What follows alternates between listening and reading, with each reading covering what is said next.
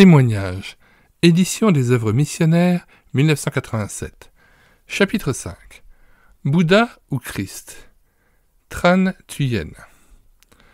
Je suis vietnamien, né dans un pays de civilisation confuciano-bouddhiste, et d'une famille qui, comme la plupart des familles du Vietnam, ne connaît pratiquement pas d'autre religion que le culte des ancêtres, si l'on peut appeler religion cette célébration du jour de la mort des aïeux. Mon père était un confucianiste aux idées libérales et ma mère vaguement bouddhiste, autant dire sans religion. Lorsqu'un étranger demande à un Vietnamien, n'ayant d'attache avec aucune religion, ce qu'il est du point de vue religieux, celui-ci répond indifféremment « Je suis bouddhiste ». On dirait qu'il a honte de se dire athée. Personnellement, je n'avais aucune croyance religieuse et je ne m'en cachais pas.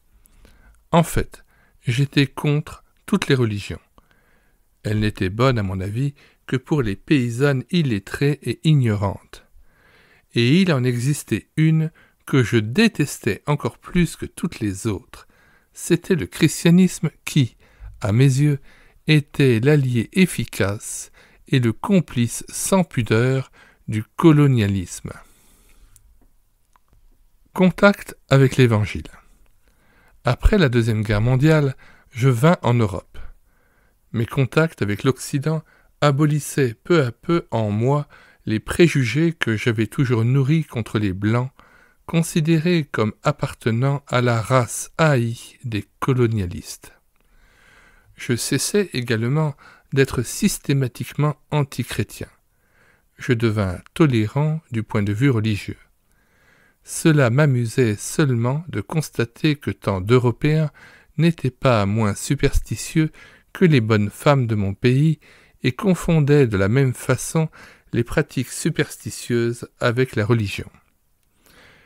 Une seule différence, tandis que mes compatriotes brûlaient des papiers votifs et des bâtons d'encens et s'agenouillaient devant un Bouddha de bois laqué, les gens d'ici faisaient brûler des cierges et embrassaient des statues de marbre ou de bronze. Fin 1954, je tombai malade et je dus passer les 2 années qui suivirent dans un sanatorium en Haute-Savoie. 2 années vécues dans le calme d'un sana, obligé de rester allongé à longueur de journée, offre largement le temps nécessaire à la réflexion et à la méditation. Les vieilles questions classiques sur lesquelles les hommes s'interrogent depuis la création du monde. D'où venons-nous? Que faisons-nous ici-bas? Où allons-nous? Commencèrent à assaillir mon esprit. Tandis que ces questions resteraient sans réponse, ma vie, je le savais, serait une énigme et je ne pourrais trouver la paix. Je commençais à m'interroger sur l'existence d'un Dieu, ou plus exactement, ma raison, poussée par je ne sais quelle intuition, pressentit qu'elle se trouvait placée en face de la plus grave alternative. Admettre soit l'existence de Dieu, soit l'absurdité complète. Sans Dieu, tout devenait absurde. Camus le sait mieux que quiconque. Aucune explication ne pouvait être donnée et la vie devenait, ainsi que Macbeth l'a écrit, un conte raconté par un idiot et plein de bruit et de fureur, ne signifiant rien. Et si la vie était à ce point absurde, le pessimisme de Schopenhauer, le mépris et le dégoût du monde qu'il proclame, l'horreur de vivre et le néant qu'il prêche, seraient pleinement justifiés. Je progressais alors dans la voie de la reconnaissance de l'existence de Dieu, mais ce n'était encore qu'une perception confuse, un simple concept. Comme chacun le sait, l'idée de Dieu n'est pas la même pour tous ceux qui utilisent ce terme. Il semble n'y avoir aucune relation entre le dieu des Semangs à Malacca, le dieu empereur de jade, Nok Hoang, des taoïstes, l'être suprême, Cao Dai des Caodaïstes au Vietnam, le dieu des Védas, le dieu d'Aristote, le dieu de Spinoza et le dieu des chrétiens. Mon Dieu était alors le Dieu des philosophes et des savants, suivant les termes employés par Pascal, en l'opposant au Dieu de Jésus-Christ. En fait, j'écartais délibérément le christianisme, l'idée ne m'étant pas venue une seule fois à l'esprit qu'il pourrait fournir la réponse dont j'avais besoin. Tandis que j'étais plongé dans cet état de confusion spirituelle, un jour, un évangéliste français vint me rendre visite. Il arriva mal à propos. Je me préparais à la sieste quotidienne qui m'était prescrite. Cependant, l'éducation m'empêcha de les conduire. Ainsi, nous nous lançâmes dans une longue discussion sur le christianisme. Mais enfin, à mon grand soulagement, il prit congé de moi, il me fit cadeau d'un exemplaire du Nouveau Testament. Par politesse, je l'acceptai bien que n'ayant nulle intention de le lire, comme il m'avait engagé de le faire. Après son départ, je plaçai dans mon tiroir le petit livre bleu, édition de poche en français. L'aversion ressentie pendant mon adolescence pour le christianisme s'était atténuée depuis longtemps, mais je conservais toujours beaucoup de méfiance à son égard. J'avais déjà eu l'occasion, notamment pendant mon séjour en Angleterre, de me trouver en présence d'une Bible ou d'autres livres chrétiens, mais jamais je n'avais éprouvé l'envie ni même la curiosité d'y toucher, et encore moins de les lire. À mon avis, toute cette littérature fort ennuyeuse était réservée à une catégorie spéciale de gens, tels les prêtres ou les pasteurs, auxquels était échue la tâche bien ingrate de les lire et de les étudier. Cependant, depuis que le petit livre se trouvait dans ma chambre, immanquablement, chaque fois que j'ouvrais mon tiroir, il attirait mon regard et me tombait sous les mains. Mon aversion naturelle disparut peu à peu, et je pris l'habitude d'ouvrir le livre et d'y jeter au hasard un coup d'œil superficiel. Puis, l'idée me vint d'en faire l'étude, par simple curiosité intellectuelle, afin d'y trouver l'explication des nombreuses références faites à la Bible sur lesquelles je tombais si souvent au cours de mes lectures.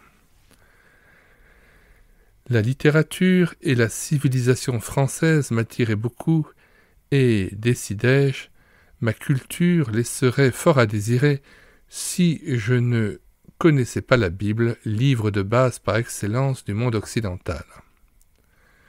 Au reste, je n'eus guère d'autre choix, car l'infatigable évangéliste continua à venir me voir régulièrement pour discuter du christianisme, et il me déplaisait de faire figure de sourd-muet en sa présence. Je fis un grand effort et commençai sérieusement l'étude du Nouveau Testament. Peu de temps après, une chose étrange se produisit. Je pris de plus en plus de plaisir à la lecture du petit livre, comme si c'était un roman des plus passionnants. Je me plongeais entièrement dans mon étude et, plus je lisais, plus j'avais envie de continuer. Je commandai alors un exemplaire du texte complet de la Sainte Bible avec notes et références, et bientôt me surpris à demander de plus en plus de livres traitant des divers aspects de la vie de Jésus-Christ et de son enseignement. Une soif sans précédent m'avait pris d'en connaître davantage sur la religion. Mon cœur éprouvait une faim grandissante pour tout ce qui concernait le Dieu de Jésus-Christ. Bien entendu, je ne comprenais pas tout ce qui était écrit dans la Bible, ni la nature de chaque fait mentionné, et aujourd'hui encore je ne le peux pas. Mais humblement je commençais vaguement à me rendre compte qu'avec mon esprit humain et mon intelligence humaine limitée, je ne pouvais espérer comprendre clairement et tout de suite toute la vérité divine. L'homme naturel est aveugle, du fait de sa nature charnelle, il ne peut pas voir les choses de l'esprit. Ce sont des choses que l'œil n'a pas vues, que l'oreille n'a pas entendues, et qui ne sont pas montées au cœur de l'homme. 1 Corinthiens 2,9. L'homme doit être transformé par le renouvellement de son esprit, Romains 12, verset 2, avant de pouvoir discerner la vérité. La seule sagesse humaine ne peut découvrir les vérités spirituelles, car mes pensées ne sont pas vos pensées, et vos voix ne sont pas mes voix, dit l'Éternel. Autant les cieux sont élevés au-dessus de la terre, autant mes voix sont élevées au-dessus de vos voix, et mes pensées au-dessus de vos pensées. Ésaïe 55, versets 8 à 9. Naturellement, le premier pas à faire est d'accepter Dieu, de reconnaître son existence, car il faut que celui qui s'approche de Dieu croit que Dieu existe et qu'il est le rémunérateur de ceux qui le cherchent. Hébreux 11, verset 6. Ensuite seulement, Dieu permet à ceux qui l'aiment de partager sa sagesse et de connaître ses secrets.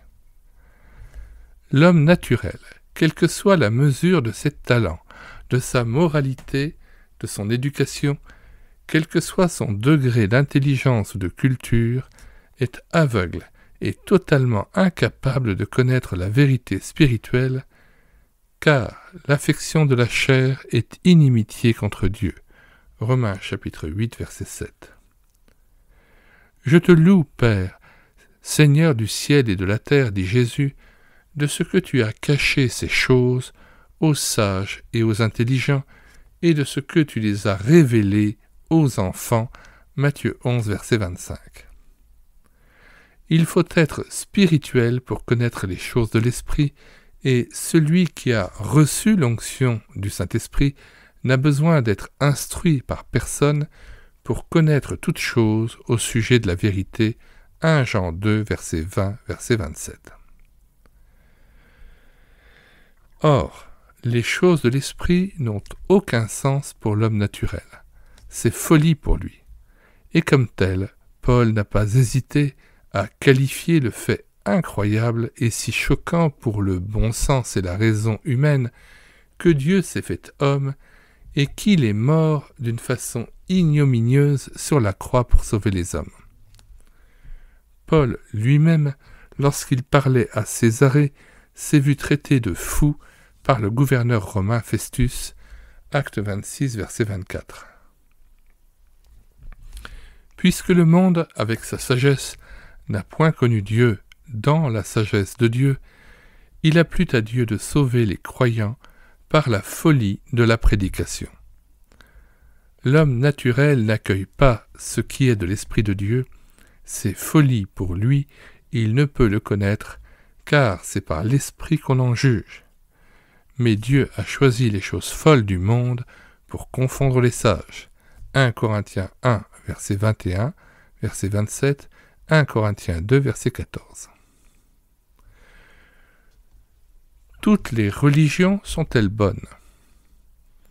Je ne tardai pas à constater que la Bible contenait un message foncièrement différent de l'enseignement qui m'était familier depuis ma prime jeunesse. Confucius et Bouddha, dont je n'avais d'ailleurs pas négligé d'étudier plus profondément les doctrines dans ma recherche de la vérité, se faisaient sur l'être humain une idée trop optimiste, en ce sens qu'ils croyaient que l'homme est capable de se sauver lui-même. Comme son contemporain grec Socrate, comme bien après lui Jean-Jacques Rousseau, Confucius pensait que l'homme était fondamentalement bon et qu'il avait été rendu mauvais par la société. Aussi était-il du devoir de chaque individu d'apprendre à se connaître pour s'efforcer ensuite de cultiver et améliorer ses qualités morales et combattre ses défauts et ses imperfections. Dans l'enseignement de Bouddha, toute idée de Dieu est laissée de côté. Il n'y a rien de plus élevé que l'homme et tous les efforts de celui-ci doivent tendre à échapper à sa propre misère. Ainsi, les doctrines confucianistes et bouddhistes ignorent la corruptibilité et la fragilité de la nature humaine. Elles n'ont pas la notion du péché. Elles méconnaissent l'incapacité inhérente à l'homme pour lutter contre sa propre nature, cette lutte douloureuse et sans issue de la chair contre l'esprit dont parle l'apôtre Paul, Romains 7, versets 14 à 24. Bien des gens mis en présence de l'Évangile réagissent avec indulgence. Certainement, votre Bible enseigne de bonnes choses, mais toutes les religions sont bonnes. Ces personnes ne connaissent souvent ni la Bible, ni les autres religions dont elles sont si promptes à faire l'éloge. Il est vrai pourtant que la plupart de ces religions contiennent des éléments de vérité et qu'elles enseignent le bien, la morale. En lisant et méditant la Bible, je compris pourquoi l'homme a été créé à l'image et à la ressemblance de Dieu. Malgré la chute, l'homme possède certaines potentialités divines. Il lui est donné de connaître le bien et le mal, Genèse 3, verset 22.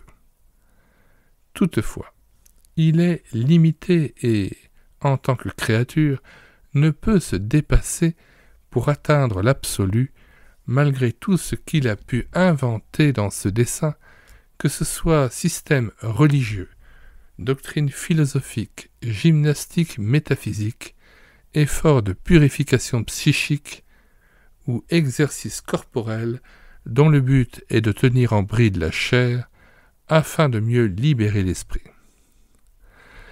La Bible affirme « Dieu a mis dans le cœur de l'homme la pensée de l'éternité, bien que l'homme ne puisse saisir l'œuvre que Dieu fait du commencement jusqu'à la fin. » Ecclésiaste 3, verset 11. Ainsi, en dépit de tous ses efforts, l'homme ne peut de lui-même connaître la vérité qui est Dieu, à moins que Dieu ne la lui révèle. Matthieu 11, verset 27. La religion judéo-chrétienne est appelée à juste titre une religion révélée. Dieu s'est révélé dans l'ancien temps à Abraham, à Moïse, aux prophètes. N'était-ce pas lui qui a mis dans la bouche d'Ésaïe ces paroles ? Ils n'ont point d'intelligence, ceux qui portent leurs idoles de bois et qui invoquent un Dieu incapable de sauver. Qui a prédit ces choses dès le commencement, et depuis longtemps les a annoncées ? N'est-ce pas moi, l'Éternel ? Il n'y a point d'autre Dieu que moi, je suis le seul Dieu juste et qui sauve. Ésaïe 45, versets 20 à 21. Enfin, Dieu s'est révélé en Jésus-Christ, le Fils de Dieu, fait homme, l'image de Dieu, 2 Corinthiens 4, verset 4, le reflet de sa gloire et l'empreinte de sa personne, Hébreux 1, verset 3. Toutes les religions humaines érigent des règles, lancent des interdits, imposent des observances.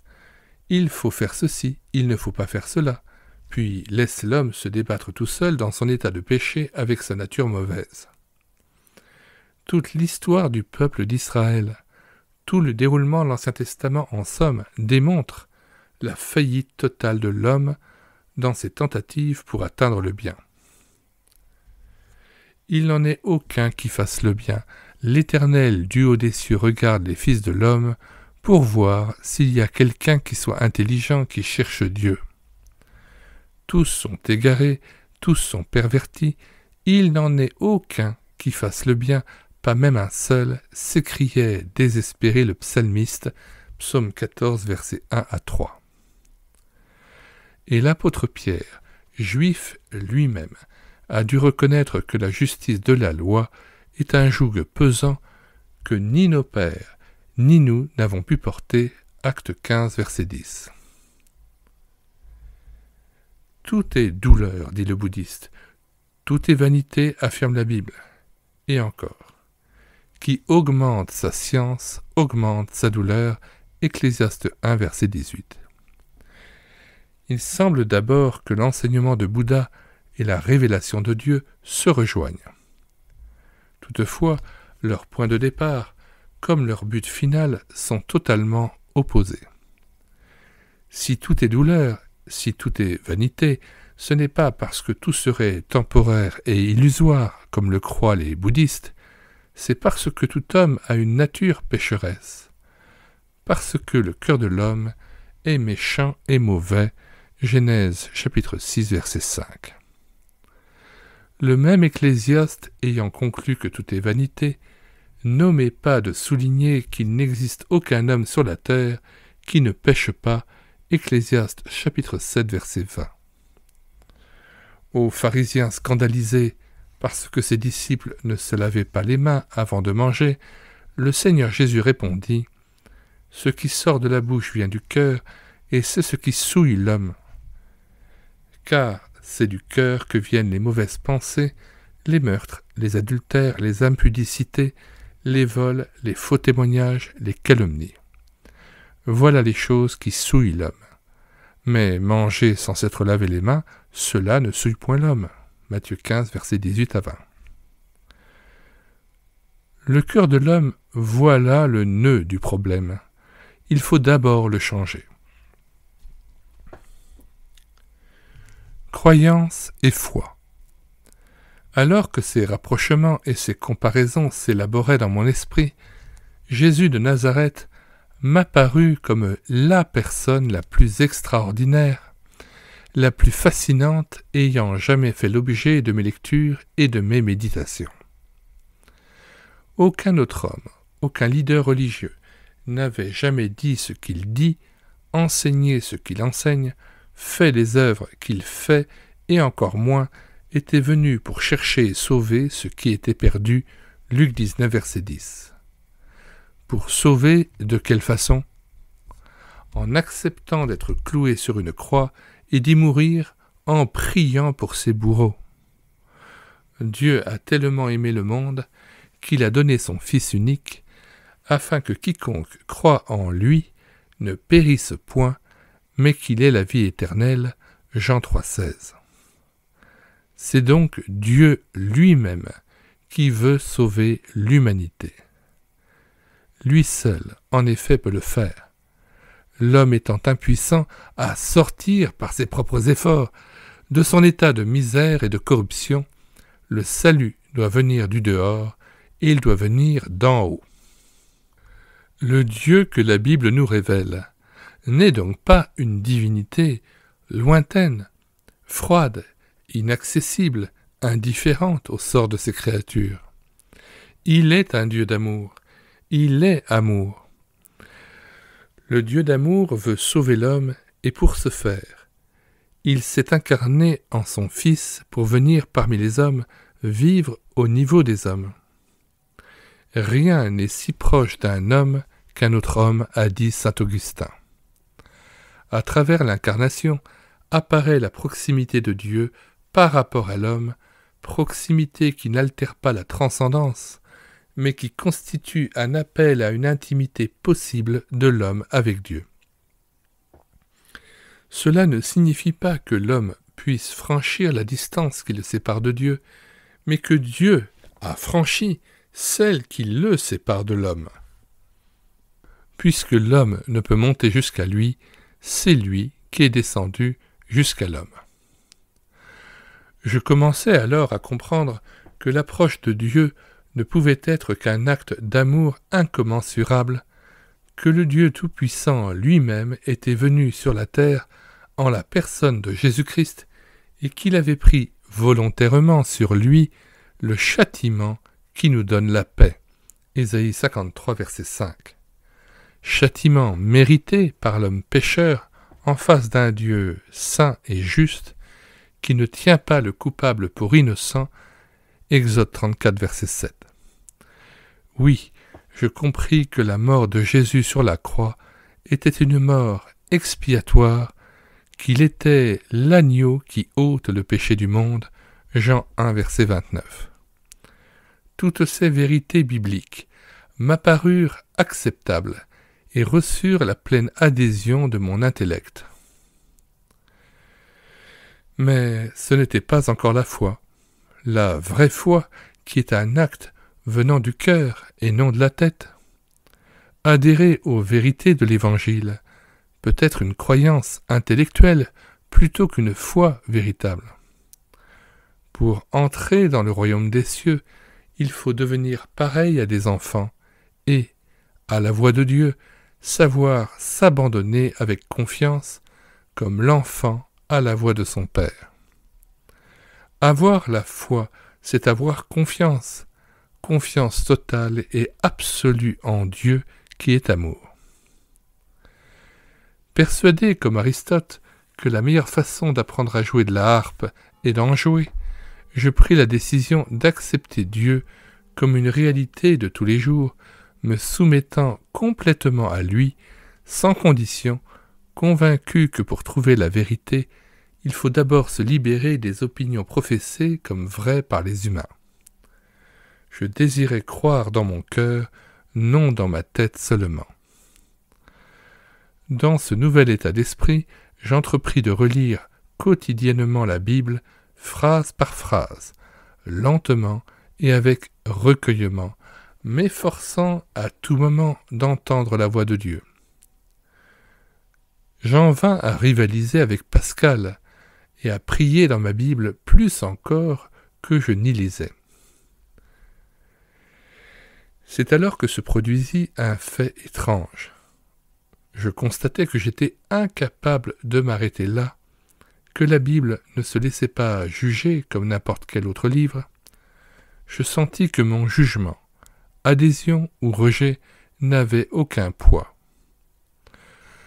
Je n'avais pas à juger de la Bible, c'était elle qui me jugeait. Et comme le bistouri du chirurgien, elle mettait à découvert le mal de mon cœur. Elle se trouvait effectivement être cette épée tranchante, la parole de Dieu, qui juge les sentiments et les pensées du cœur. Éphésiens 6, verset 17, Hébreux 4, verset 12. Elle dénonçait mon état de péché, de condamnation devant Dieu, et elle proclamait mon besoin de repentance, de pardon, de salut, par le moyen de la foi dans le Christ Jésus. En lisant la parole, je découvris enfin la parole. J'étais enfin en contact avec cette parole qui avait été faite chair. J'étais entré en relation avec le Christ lui-même. Et la lumière se fit dans mon âme. Les écailles semblaient s'être détachées de mes yeux, et ce qui m'avait paru si difficile à comprendre m'apparaissait maintenant simple et lumineux. Comme tout est possible avec Dieu, je pouvais accepter sans réserve la totalité des écrits de la Bible, même ses contradictions apparentes, car, comme je m'en rendais compte, c'est Jésus-Christ qui, en définitive, donne à l'Écriture sainte toute sa signification et toute son authenticité. Il existe dans le livre, comme l'a dit Pascal, suffisamment de lumière pour éclairer ceux qui désirent l'être. Je ne doute pas que des hommes comme Bouddha et Confucius étaient des personnes d'une éminente sagesse et douées d'une extraordinaire élévation d'esprit, mais l'idée qu'ils se faisaient de Dieu était incomplète, et ayant perdu de vue la corruptibilité et la déchéance de la nature humaine, ils n'ont pas saisi la nécessité de la grâce divine. La lecture de la Bible m'a permis de prendre pleinement conscience de ma misère et de mon indignité, et de comprendre que, semblable en cela aux autres hommes naturels, j'étais souillé et corrompu, que mes iniquités avaient creusé un abîme entre Dieu et moi, et que mes péchés l'avaient fait se voiler la face pour ne pas m'entendre. Ésaïe 59, verset 2. Oui, tous nous avons péché, je ne suis pas une exception, et le salaire du péché, c'est la mort. Romains 6, verset 23. Pourtant, Dieu, dans sa miséricorde infinie, a tant aimé le monde qu'il lui donna son Fils unique et bien-aimé, qui est descendu sur cette misérable terre pour souffrir et mourir à notre place, afin que son sang répandu puisse effacer les péchés du monde. Nous sommes ainsi réconciliés avec Dieu le Père et consacrés enfants de Dieu grâce à notre foi en son Fils. La Bible déclare maintes fois que si nous devons être sauvés, ce ne peut pas l'être à cause de nos bonnes œuvres, des sacrifices que nous nous imposerions ou par notre propre mérite, mais seulement en raison de l'amour et de la miséricorde de Dieu. C'est par la grâce que vous êtes sauvés par le moyen de la foi. Et cela ne vient pas de vous, c'est le don de Dieu. Ce n'est point par les œuvres, afin que personne ne se glorifie. Éphésiens 2, versets 8 à 9. Le salut est un don gratuit de Dieu. Il ne peut être ni gagné, ni acheté, ni payé de quelque manière que ce soit. Il ne peut être obtenu ni par des œuvres, ni par des prières, ni par des sacrements, ni par le jeûne, ni par la pratique de l'ascétisme. Colossiens 2, versets 20 à 23. 1 Timothée 4, versets 1 à 5. Ni par une cérémonie religieuse quelconque. La miséricorde de Dieu nous déclare justes parce que Jésus-Christ a accompli la loi pour nous. La loi demandait notre vie. Jésus a donné la sienne pour nous sur la croix, à notre place. Ainsi le salut est à la portée de tous et ne nécessite qu'une démarche, croire. Dieu nous déclare qu'il nous aime en Jésus-Christ, et cela indépendamment de nos œuvres. Il nous fait un don, et ce don, nous n'avons rien d'autre à faire que l'accepter et aimer celui qui le donne. J'étais un pécheur, incapable de me sauver moi-même. J'avais besoin d'un sauveur, et personne d'autre ne pouvait l'être que Jésus-Christ, dont le sang de la croix m'a purifié de tout péché. 1 Jean 1, verset 7. Et réconcilié avec Dieu. Il est mort pour mes péchés. 1 Corinthiens 15, verset 3. Afin que je puisse posséder la vie éternelle. Nous ne connaissons et ne pouvons connaître Dieu que par Jésus-Christ. Nul ne va au Père que par lui. Jean 14, verset 6. J'acceptais le Seigneur Jésus comme mon sauveur personnel. Une nouvelle créature. L'homme, par lui-même, ne peut changer son propre cœur, pas plus qu'un Éthiopien ne peut changer sa peau, ni un léopard ses taches. Jérémie 13, verset 23. Mais ce que l'homme ne peut pas faire, Dieu le peut. À son peuple d'Israël déporté, Dieu a promis « Je vous donnerai un cœur nouveau, je mettrai en vous un esprit nouveau. J'ôterai de votre corps le cœur de pierre et je vous donnerai un cœur de chair. Je mettrai mon esprit en vous et je ferai que vous suiviez mes ordonnances et que vous observiez et pratiquiez mes lois. Vous serez mon peuple et je serai votre Dieu. » Ézéchiel 36, versets 26 à 28. Ce changement d'un cœur de pierre endurci par le péché en un cœur de tendresse, cette transformation qui doit s'opérer en l'homme, la Bible l'appelle la nouvelle naissance. La foi qui nous rend chrétiens consiste à mettre humblement toute notre confiance personnelle dans le Sauveur vivant. Il faut d'abord se repentir comme Dieu nous l'ordonne. Acte 17, verset 30 et Luc 13, verset 3. Et se soumettre d'une façon entière, absolue, sans aucune réserve, à notre Sauveur personnel, lui demandant de nous sauver et de nous pardonner nos péchés. Lorsqu'un homme se confie sans restriction à son Sauveur, ses péchés lui sont pardonnés et le Christ entre alors dans son cœur. La foi vraie naît d'un contact personnel avec le Christ vivant, donc d'une expérience personnelle qui jaillit du plus profond de l'être intérieur et transforme toute la vie. Pour le véritable croyant, Dieu devient réel, il le connaît, il l'aime, il l'adore. il peut dire avec saint Paul « Je sais en qui j'ai cru » de Timothée 1,12. Dieu est alors une source de joie. Faire sa volonté devient le principal but de la vie. Toutes les choses prennent un aspect différent. De nouvelles formes de pensée commencent à se dessiner dans notre esprit. Une nouvelle échelle de valeurs se dresse devant nos yeux. On aime ce qu'on haïssait auparavant et on hait ce qu'on chérissait le plus. De nouvelles normes de vie, de nouveaux motifs d'agir, de nouvelles ambitions prennent corps en nous. On acquiert de nouveaux goûts spirituels qui font apprécier ce qui semblait d'ordinaire rebutant, ennuyeux ou nous laissait indifférents. Un pouvoir nouveau pour surmonter le péché nous est donné, car Dieu est fidèle. Il ne permettra pas que vous soyez tentés au-delà de vos forces. Avec la tentation, il vous donnera le moyen d'en sortir et la force de la supporter. 1 Corinthiens 10, verset 13.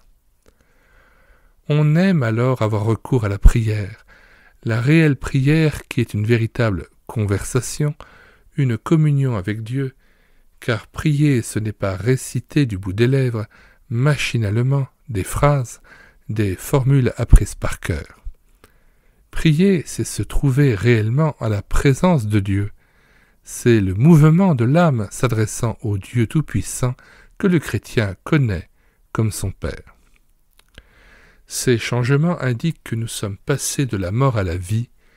Ils sont le signe qu'une nouvelle vie nous est donnée. Notre esprit mort, inactif, dont nous avions hérité de notre Père terrestre en naissant de la chair, a été rendu vivant par le Saint-Esprit et nous naissons à nouveau. Cette nouvelle naissance est nécessaire. Sans elle, un homme naturel ne peut obéir ou plaire à Dieu, ni le comprendre. Nicodème était un intellectuel, fort instruit des questions bibliques et certainement profondément religieux du fait qu'il était un chef des Juifs. Pourtant, Jésus lui a dit « Si un homme ne naît de nouveau, il ne peut voir le royaume de Dieu. Il faut que vous naissiez de nouveau. » Jean 3, versets 3 à 7. Nous devons naître une seconde fois par l'Esprit de Dieu dans la famille de Dieu pour être capables de ressentir cette communion intime et ce rapprochement avec lui dont la chute d'Adam nous avait privés et aussi pour recevoir la vie éternelle. Cette expérience de renaissance n'est pas un rêve ou un jeu de l'imagination, mais une réalité bienheureuse comme je le constatais bientôt dans tout mon être. Et comme quiconque remettra sa vie entre les mains du Seigneur Jésus s'en apercevra également. Dieu, par son esprit, vient faire sa demeure dans l'homme chrétien. Quel paradoxe insoutenable pour beaucoup. Et pourtant, le mystère chrétien laisse entrevoir ici sa dernière profondeur. Une parole de saint Paul y projette une magnifique clarté. Ce n'est plus moi qui vis, c'est Christ qui vit en moi. Galates, chapitre 2, verset 20. Bien entendu, les manifestations de la Renaissance n'eurent pas lieu toutes en même temps. Ce n'est pas automatiquement, hélas, que disparaît le vieil homme, pour employer le langage de saint Paul. L'homme nouveau n'apparaît que peu à peu dans un travail intérieur qui a pour but la sainteté. Ce long travail qui doit se poursuivre chaque jour avec le secours et dans la communion de Jésus-Christ, c'est la sanctification. Sans elle, nul ne verra le Seigneur. Hébreux 12, verset 14. Dans mon cas, le changement se produisit graduellement, mais je pouvais néanmoins le sentir et m'en rendre compte quotidiennement. Il m'a paru que l'homme nouveau-né, selon l'esprit, est essentiellement différent du vieil homme. Celui qui est en Christ est une nouvelle créature. Les choses anciennes sont passées. Voici, toutes choses sont devenues nouvelles. 2 Corinthiens 5, verset 17. Adolphe Monod disait que, par sa conversion, Saül de Tarse n'était pas devenu meilleur, mais qu'il était devenu autre. Quant à moi, je suis devenu autre, mais aussi meilleur. Je ne cherchais pas le bien, c'est-à-dire Dieu. Je vivais comme si Dieu n'existait pas, ou comme s'il n'avait rien à voir avec ma vie qui m'appartenait en propre, et dont je pouvais faire ce que bon me semblait. Maintenant que je l'ai trouvé, je n'ai plus le moindre désir de continuer comme avant. Je souhaite autre chose que les folies éphémères de ma vie passée et les vanités d'un monde sans Dieu. Un seul exemple.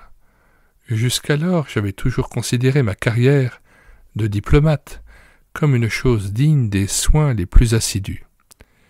Il m'avait toujours semblé que l'ambition personnelle, saine et honnête, visant à la promotion et au bien-être matériel, était la chose essentielle. Né de nouveau, selon l'expression de Jésus lui-même à Nicodème, Jean 3, je considérais maintenant ma carrière comme étant un moyen et non plus une fin en soi. Un moyen de servir Dieu, de témoigner pour lui dans la situation où il m'avait placé, dans les relations publiques par exemple, qui constituaient une partie importante de ma tâche et m'offraient maintes occasions de rendre témoignage. Une merveilleuse expérience. Le dimanche 10 mars 1957, jour du Seigneur, je m'identifiais à notre Seigneur Jésus-Christ dans les eaux du baptême. Je choisis pour mon nom de baptême Thay Sin, ce qui signifie en vietnamien « né à nouveau ». Dans cet état d'homme né à nouveau, je recherchais la compagnie d'autres chrétiens et le dimanche, nous nous réunissions pour adorer Dieu. C'est au cours de l'un de ces services du dimanche que je vécus une merveilleuse expérience.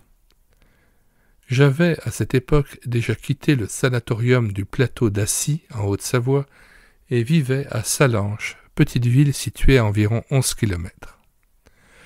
La mission évangélique de Thonon avait un centre de réunion dans la place et j'avais l'habitude de me rendre régulièrement au service du dimanche. Ce culte évangélique très simple, mais plein de dignité et propre à l'inspiration, m'émouvait toujours profondément, car il formait un heureux contraste avec ce que j'avais connu dans quelques pagodes, temples ou églises. Il n'avait pas lieu dans un de ces sanctuaires où tout est prémédité pour provoquer une atmosphère spéciale, dans laquelle les dévots, plongés dans leurs ardents exercices de piété, semblent se complaire comme dans un bain tiède et relaxateur de religiosité. Pas de moines ou de prêtres somptueusement vêtus, pas de sanctuaire où l'on brûle de l'encens, pas d'images, pas de tableaux ou de merveilleuses statues de divinités secondaires, pas de fresques sur les murs, pas de musique extasiante et de cierges allumés.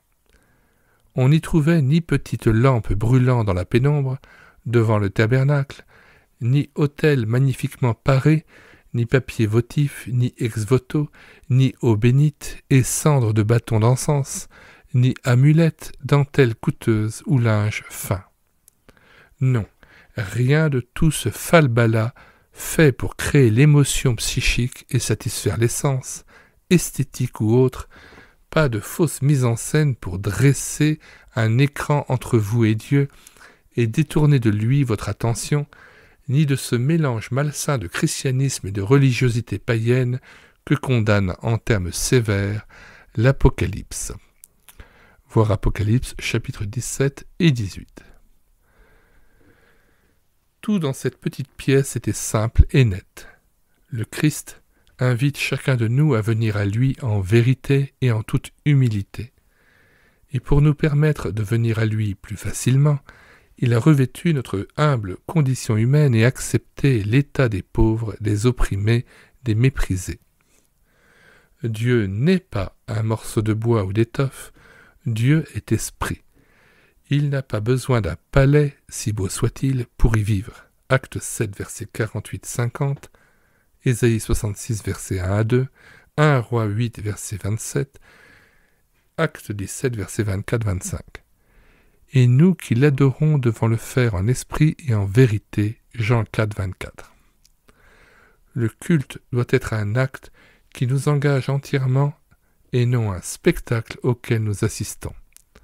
Dans cette chambre simple et presque nue, entouré de mes compagnons chrétiens, non seulement j'étais certain de la présence du Seigneur parmi nous à cause de sa promesse. Là où 2 ou 3 sont réunis en mon nom, je suis au milieu d'eux. Matthieu 18, verset 20. Mais je sentais toujours, percevais sa présence à mon côté. Un dimanche matin, après la Sainte Seine, tandis que je priais, je ressentis une grande paix intérieure et une sorte de joie que jamais auparavant je n'avais éprouvée. J'acquis la certitude que j'étais sauvé, que mes péchés m'étaient pardonnés et qu'enfin j'étais en paix avec Dieu. J'avais l'assurance, comme Paul, Romains 8, versets 38-39, que rien ne pourrait me séparer de l'amour de Dieu et que j'avais la vie éternelle. La vie éternelle, quelle chose réconfortante!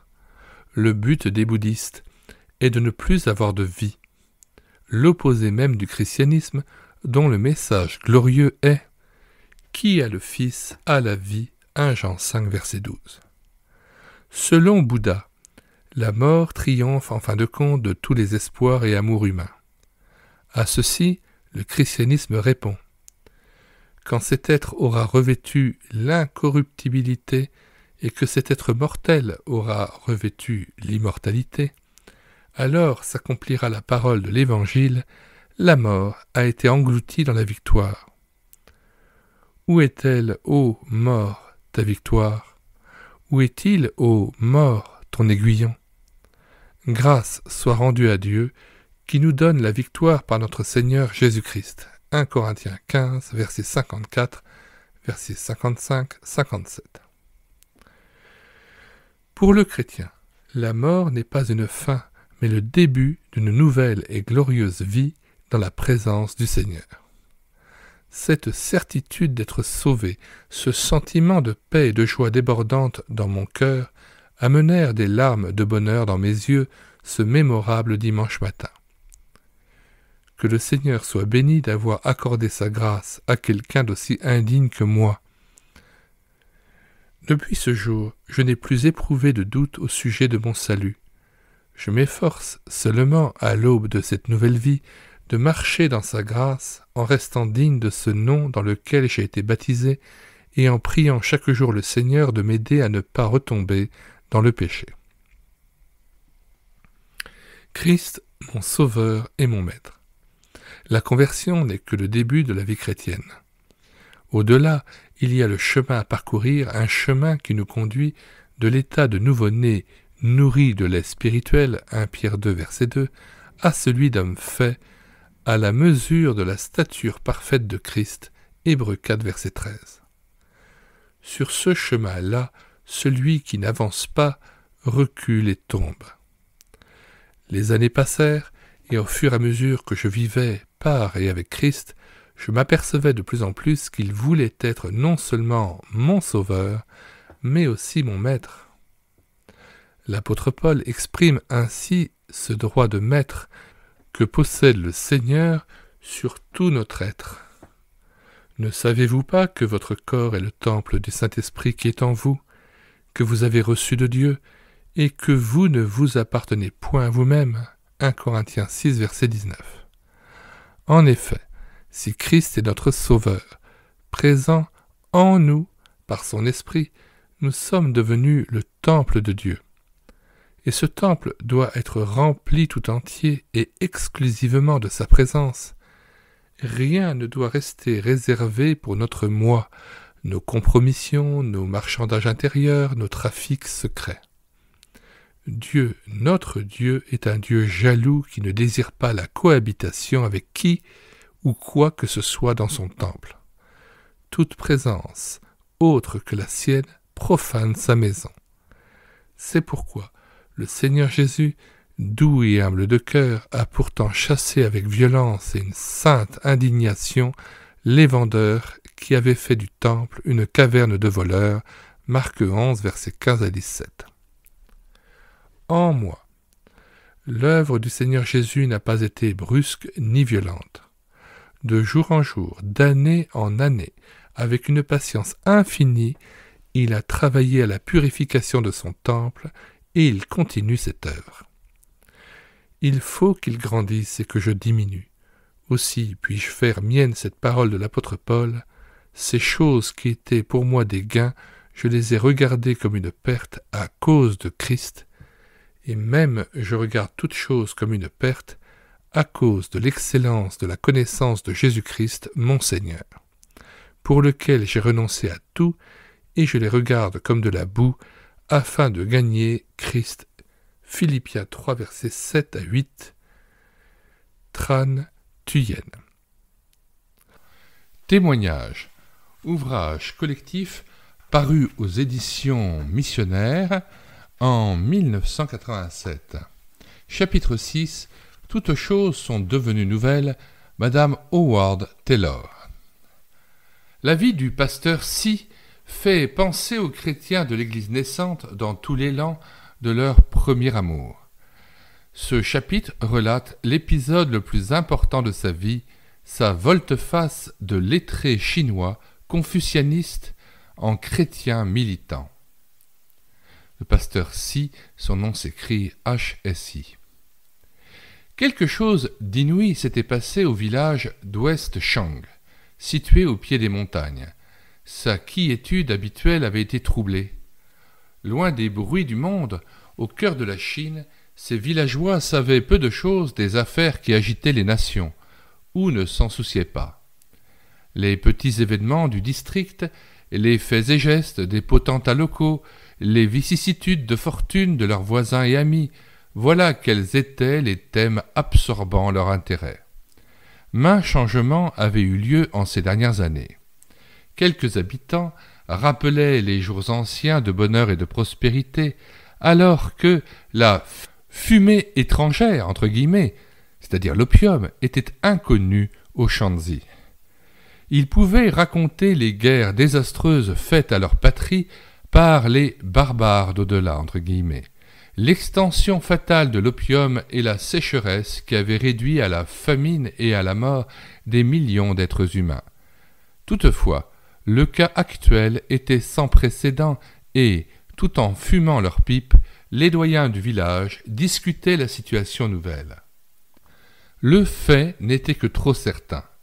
Si le lettré était devenu chrétien ou, pour le dire plus crûment, avait été ensorcelé par les diables étrangers entre guillemets. 2 ans auparavant déjà, lorsque ceux qui prêchaient la nouvelle religion étaient apparus pour la première fois, les gens sensés avaient prévu que les têtes folles entre guillemets de la localité deviendraient sûrement la proie de leurs enchantements. Mais qui aurait imaginé que le premier individu pris dans leur filet serait Si l'érudit, un homme de qualité, influent, un disciple de Confucius? C'est ce qui mettait le comble à la surprise et à l'amertume de tous et rendait les lamentations véhémentes. Devenir chrétien, quelle calamité! Si avait toujours manifesté de l'antipathie pour les étrangers, de l'éloignement pour tout ce qui se rapportait à eux.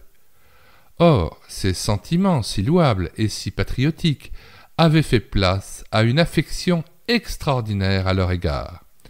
Il avait consenti à être leur professeur, à vivre quelque temps avec eux, à la ville, s'identifiant avec leur manière d'agir suspecte. Ces idoles longtemps vénérées étaient délaissées, même mises en pièces et brûlées, disait-on. Ces tablettes ancestrales n'étaient plus l'objet d'aucun culte, le parfum de l'encens était banni de son foyer. Chose étrange aussi, sa passion pour l'opium avait disparu. Quel mystère pour tous ceux qui l'avaient connu, esclave de ce vice, considéré incurable dans l'état de dégradation où Si était descendu. Ce miracle s'était fait soudainement, et Si paraissait ne plus même éprouver le besoin de fumer. Le temps qu'il dépensait à préparer et à fumer l'opium était maintenant consacré au rite particulier de sa nouvelle religion. Jour et nuit, on pouvait le voir penché sur les livres que lui avaient apportés les maîtres étrangers. Parfois, il chantait tout haut, le plus drôlement du monde, ou bien il lisait tranquillement des heures durant, ou bien encore, agenouillé sur le sol, les yeux fermés, il parlait aux dieux des étrangers qu'on ne pouvait ni voir ni entendre et qui n'avaient aucun autel dans sa demeure. Mais ce qu'il y avait de plus extraordinaire dans tout cela, c'est que Si paraissait continuellement heureux, débordant de satisfaction. Eût-il gagné une fortune, découvert l'élixir de jouvence, sa joie n'eût pas été plus profonde. En mangeant la religion étrangère, entre guillemets, la position matérielle du savant n'était pas devenue plus avantageuse. Si les missionnaires avaient acheté sa foi au prix de grandes sommes d'argent, comme on le disait, Si, en tout cas, avait réussi à le cacher. Loin de vivre dans le luxe ou l'oisiveté, il avait aussitôt manifesté les tendances opposées et, oubliant sa dignité d'érudit, il recherchait les travaux manuels. Quand on le critiquait, il répondait simplement qu'il apprenait à exploiter son domaine avec plus de soin. Mais qui avait jamais entendu parler d'un lettré maniant la houe, gardant le bétail, vannant le grain ou recueillant le combustible de ses propres mains? On ne pouvait le nier, maison et ferme s'amélioraient à ce nouveau régime, mais quelle maigre compensation pour la perte de sa position sociale et la désaffection de ses égaux et amis. En se faisant chrétien, Si avait exaspéré ses concitoyens et sa position élevée d'autrefois ne faisait qu'aggraver l'offense. Une fois la chose connue, la bourgeoisie le renia. Il était socialement déchu entre guillemets. Le secret espoir de le voir revenir à de meilleurs sentiments fut anéanti, car le bruit courut bientôt qu'il s'était même soumis à la cérémonie de l'ablution entre guillemets, expression chinoise pour désigner le baptême, recevant ainsi l'initiation définitive à la secte des diables étrangers. Les rumeurs quant à la nature de ce rite mystérieux furent de l'huile sur le feu, et les villageois, voyant leurs espérances dernières s'effondrer, devinrent de plus en plus méfiants et soupçonneux. Une chose était certaine, le renégat n'échapperait pas au jugement du ciel. Indépendant de tout contrôle, d'âge à savoir se conduire, il était libre d'agir à sa guise. Mais la vengeance des dieux fondrait sur lui. Soumis à de funestes influences, il aurait tôt ou tard à en souffrir. Sa santé et sa vigueur actuelle n'étaient qu'illusions. La terrible gravité de sa faute serait bientôt démontrée. Si n'en continuait pas moins paisiblement son chemin, nouvel homme dans un monde nouveau. Une grande lumière, plus éclatante que le soleil, avait lui devant ses yeux. Renouvelé en esprit, simple comme un petit enfant, son cœur débordait d'amour et de joie. Dans la réclusion de leur demeure, les femmes de sa domesticité furent les premières à apprécier le changement survenu chez Si. Sa gentille épouse le constata tout particulièrement. La vie lui avait apporté de douloureuses déceptions. En Chine, n'avoir point de fils est une calamité qui dépasse toutes les autres et entraîne souvent le divorce ou l'esclavage. Son fils unique était mort enfant. Cette affliction et cette honte avaient assombri sa route. Mais son mari, bien différent des autres, ne l'avait pas vendu et n'avait pas pris de rival, bien qu'il eût pu le faire à tout instant, pensée qui faisait trembler son cœur de femme. Cependant, de tempérament prompt et impérieux, même en ses meilleurs moments, c'était un homme redoutable dans les éclats de sa passion. Aujourd'hui, quel changement! Quelle douceur dans tout ce qu'il disait et faisait! Quelle patience et quelle sollicitude à son égard pour l'amener à partager sa nouvelle foi! Jour après jour, en face de tout cela, la colère et le dépit de Madame C se calmèrent. Bien qu'abusée, son mari était évidemment sincère et elle commença à désirer connaître son secret. Se réveillant la nuit, elle le voyait encore absorbé par son livre et à genoux, parlant à cette divinité invisible dont la présence était une réalité pour lui. Et comment expliquer la persistance qu'il mettait à rassembler la maisonnée pour son nouveau culte s'il n'en attendait pas une bénédiction véritable? Tout bien considéré, ce dernier point était l'épine de la situation. Pourquoi ne lui suffisait-il pas d'être en secret un respectable ensorcelé entre guillemets, au lieu de faire connaître à tous ses sentiments, de les propager d'une façon aussi ostensible, aussi provocante? Fallait-il s'étonner si tout le voisinage les tournait en ridicule? De plus, Si avait pris un nom nouveau des plus singuliers, celui de vainqueur des démons. Quoi de plus téméraire, de plus propre à s'attirer un châtiment? Ah, ce n'était pas par bravade que l'ex-confucianiste s'était ainsi nommé. Asservi à un vice qu'il haïssait, sous la tyrannie d'une puissance plus forte que ses meilleures résolutions, il avait roulé dans les abîmes infinis de la souffrance et de la dégradation.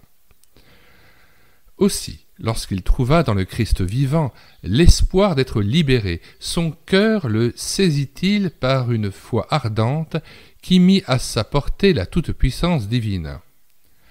S'il s'appelait lui-même « vainqueur des démons », entre guillemets, c'est qu'il voulait témoigner de sa propre délivrance, exprimer ainsi sa confiance dans le Saint-Esprit habitant en nous et attester le fait que nous sommes engagés dans un combat qui n'est point contre la chair et le sang, entre guillemets.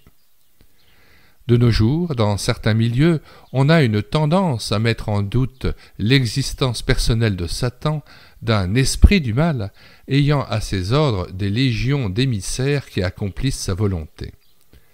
Il ne faut peut-être pas trop s'en étonner, car, en pays chrétien, la puissance de Satan est déguisée et il se nuirait à lui-même en s'y montrant sous son véritable aspect. Il vient à nous en ange de lumière, 2 Corinthiens 11, versets 14-15, atténuant sa présence avec une habileté consommée. Il n'en est pas de même en pays païen. Là, il règne, sa tactique est manifeste et son but apparent. Il ne viendrait jamais à l'esprit d'un Chinois de douter de l'existence des démons comme on le fait de plus en plus en Occident. Il a de trop fréquentes preuves de leur puissance. Que l'on appelle cela de la superstition, que l'on rejette ces idées sans examen, néanmoins les faits demeurent et s'imposent. C'est pourquoi, en s'appelant, tôt après sa conversion, vainqueur des démons, entre guillemets, Si inconsciemment exprimait la position qui devait caractériser sa carrière chrétienne. Pour lui, Satan était un ennemi personnel, un antagoniste vigilant, puissant, toujours prêt à tendre ses pièges au-dedans et au-dehors. Mais la présence de Christ était si réelle dans la vie de Si qu'il devint plus que vainqueur, non sans lutte, non sans défaites accidentelles, mais toujours plus certain de la victoire à mesure qu'il s'abandonnait à l'action du Saint-Esprit. Avec de pareilles convictions, ne nous étonnons pas si, dès l'abord, ces combats furent d'une ardeur peu commune. La prière était pour lui une nécessité, le jeûne, une source de bienfaits telle qu'il y consacrait du temps mis à part pour mieux s'attendre à Dieu. Il apportait à tous ses actes la résolution de son tempérament. Soumettre son corps, triompher du péché et de toutes les difficultés par la puissance de l'esprit, et surtout, faire connaître ce salut complet, telle fut désormais la passion de sa vie. Impossible donc, pour Si, de ne pas parler de son Sauveur, il le fit jusqu'à son dernier souffle. Le soleil peut-il ne pas luire, et le cœur qui aime et aimé ne pas être dans l'allégresse? Bien que positivement appelé par Dieu à prêcher Christ, au près et au loin, il comprit tout de suite que l'Évangile doit, en premier lieu, être vécu au foyer. Son premier message devait être pour sa femme, pour sa mère et ses amis. Que d'amour et de patience il lui faudrait! L'étonnement fut grand pour son épouse et sa mère de le voir si ardemment chercher à leur faire comprendre ce qui le remplissait. Songeait-il autrefois à leur enseigner quoi que ce fût? Ne sachant ni lire ni écrire, elle n'avait eu aucune part à ses études de confucianiste, et tout à coup, il voulait les initier à sa nouvelle doctrine. On eût dit qu'il s'agissait du plus précieux trésor du monde entier. Et, fait étrange, les choses qu'il leur disait étaient parfois sublimes et répondaient à la soif de leur cœur. Le livre qu'il leur lisait ne ressemblait à nul autre, il s'y trouvait des paroles consolantes qu'il était impossible d'oublier, et l'histoire de gens qui ressemblaient d'une façon étonnante à ceux d'aujourd'hui. On se sentait réchauffé rien qu'à entendre parler de ce Jésus bénissant les petits-enfants et les prenant dans ses bras et disant à la veuve « Ne pleure pas » alors qu'il lui rendait son fils. On aimait le voir prendre part à la joie d'une noce et guérir avec tendresse tant de malades et de cœurs brisés. On ne pouvait qu'aimer Jésus. Impossible de retenir ses larmes en voyant grandir l'ombre projetée par la croix sur sa vie merveilleuse. Quel mystère qu'un tel homme ait dû mourir ainsi! Les dieux ne pouvaient-ils donc pas intervenir? Et que signifiait sa sortie du tombeau, et ce que le livre dit, qu'il est vivant maintenant et près de nous, avec la même puissance, le même amour? Comment comprendre cela? Et pourtant, plus la lecture avançait, plus on en était avide. Le changement d'attitude qui survint chez tous les voisins de Si est peut-être la meilleure preuve de la sincérité de son christianisme. Ceux qui nous voient de près savent parfaitement comment nous vivons. C'est le cas en Chine surtout. Il y avait à peine 2 ans que ses connaissances lui avaient tourné le dos, prédisant toute espèce de calamité comme résultat de sa volte-face. Mais la logique des faits leur fit voir qu'après tout, son erreur n'était pas dangereuse. Une chose était certaine, et ils pouvaient journellement la constater, leurs compatriotes n'en étaient que plus gais et meilleurs. Ses relations de famille étaient heureuses et sa propriété bien entretenue. De plus, il y avait en lui une étrange puissance. Son amabilité jusqu'alors inconnue et sa conduite digne et calme exerçaient une influence indéfinissable que tous ressentaient sans cependant pouvoir l'expliquer. Tout cela défrayait les conversations des jours d'été et des soirées d'hiver, et le résultat en était un plus grand respect pour le lettré chrétien, sinon pour la religion qu'il professait. L'époque des élections locales approchait. Il s'agissait de repourvoir le poste convoité de maire du village et de président du conseil communal. À cette position se rattachaient d'importantes charges. L'élu était responsable de la rentrée des impôts, de l'exécution des lois, de la défense des privilèges communaux, de l'entretien des temples et des bâtiments publics, et il avait à fixer la date des fêtes de chaque saison de l'année. De l'énergie et de l'expérience était de rigueur, tout autant qu'un sens moral élevé, suivant la conception chinoise tout au moins. Plus la question était débattue, plus cela paraissait une absurdité de songer à cette candidature, quelle obsession cela devenait pour les électeurs. Mais leur intime désir gagnant de proche en proche, l'opinion fut unanime à déclarer que personne n'était mieux qualifié pour la place vacante que Si, le savant, maintenant qu'il n'était plus fumeur d'opium. Étrange conclusion, n'est-ce pas? C'est que les Chinois sont intelligents et que la valeur pratique des principes chrétiens ne leur avait pas échappé. Aussi, les anciens du village, dans une entrevue avec Si, lui soumirent-ils l'étonnante requête, en vue du bien-être de toute la localité, de se sacrifier au point d'assumer toutes les responsabilités mentionnées en acceptant d'être au gouvernail de leur barque. « Mais, doyen respecté, s'écria le lettré, vous oubliez que je suis chrétien maintenant, et par conséquent peu propre à vous servir, quand bien même j'apprécierais ce privilège. Vos convictions nouvelles sont affaires de conscience, répliquèrent embarrassés ses interlocuteurs, et ne doivent aucunement entrer en ligne de compte. Vous devez aussi avoir remarqué, honoré voisin, que votre frère est continuellement occupé à vaquer aux intérêts de l'Église de Jésus-Christ. Je n'ai ni jour ni nuit de loisir pour les préoccupations ordinaires, et je n'ai, du reste, aucun désir de me vouer aux affaires de ce monde, si élevée que soit la position offerte. Inutile de refuser.